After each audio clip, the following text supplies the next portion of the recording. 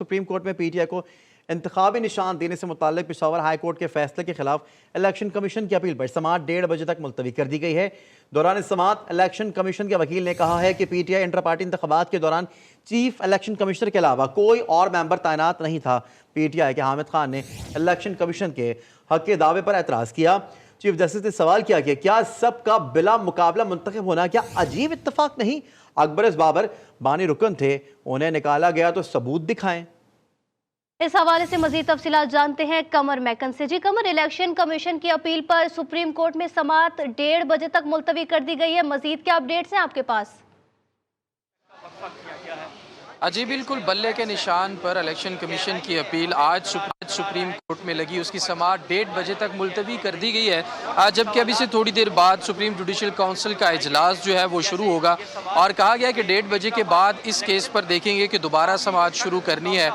तो अब तक की जो तमाम तर मालूमात हैं, अगर उसकी बात करें तो चीफ जस्टिस काजी फाइजा की सरबराही में 3 रुकनी बेंच ने इस अपील पर समाअत शुरू की। समाअत शुरू होते ही मखदूम अली खान और उनके साथ साथ पाकिस्तान तहरीक इंसाफ के वकील हामिद खान रोस्टम पर आए। तो हामिद खान ने सबसे पहले चीफ जस्टिस काजी फाइज ईसा से इस्तदा की कि हमें किसी किस्म का नोटिस मौसूल नहीं हुआ था, इसलिए हम तैयारी करने में नाकाम रहे और तैयारी मुकम्मल ना होने की सूरत में आज हम केस की समाअत आगे लेकर नहीं चलना चाहते और अगर वक्त दे दिया जाए तो हम तैयारी करके दोबारा इस केस की समाअत आगे लेकर चल सकते हैं। जिस पर चीफ जस्टिस काजी फाइज ईसा ने कहा कि अगर आपको मंडे तक वक्त दे दिया जाए तो फिर लाहौर पेशावर हाई कोर्ट का जो फैसला है उसे कलअदम करार देना पड़ेगा, उस पर हुक्म इम्तना देना पड़ेगा और अगर आप ऐसा चाहते हैं तो फिर हम आपको सोमवार तक वक्त दे देते हैं। जिसके बाद हामिद खान ने कहा कि बिल्कुल भी नहीं, हम अभी आज ही इस केस के ऊपर दलाइल देने के लिए तैयार हैं। जिसके बाद मखदूम अली खान ने अपने दलाइल का आगाज़ किया, वो इलेक्शन कमीशन की तरफ से पेश हुए आज सुप्रीम कोर्ट के अंदर और उसके बाद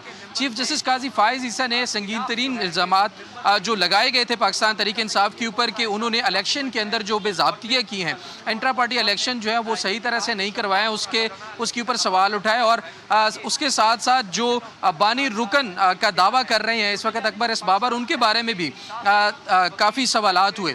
जिस पर चीफ जस्टिस ने कहा कि अगर अकबर बाबर इस वक्त बानी रुकन नहीं है या पाकिस्तान तहरीक इंसाफ के रुकन नहीं है तो उनको निकाल दिए, तो उसके खिलाफ कोई आपके पास डॉक्यूमेंट मौजूद है तो उसको अदालत में पेश किया जाए। जिसके बाद वकील हामिद खान ने कहा कि बानी रुकन मैं भी था और जो इस वक्त अकबर बाबर हैं ये बानी रुकन नहीं है, जिसके खिलाफ अकबर बाबर के वकील ने दलील दी कि इस्लामाबाद हाई कोर्ट के फैसले के मुताबिक आज तक अकबर बाबर जो है वो बानी रुकन पाकिस्तान तहरीक इंसाफ मौजूद है।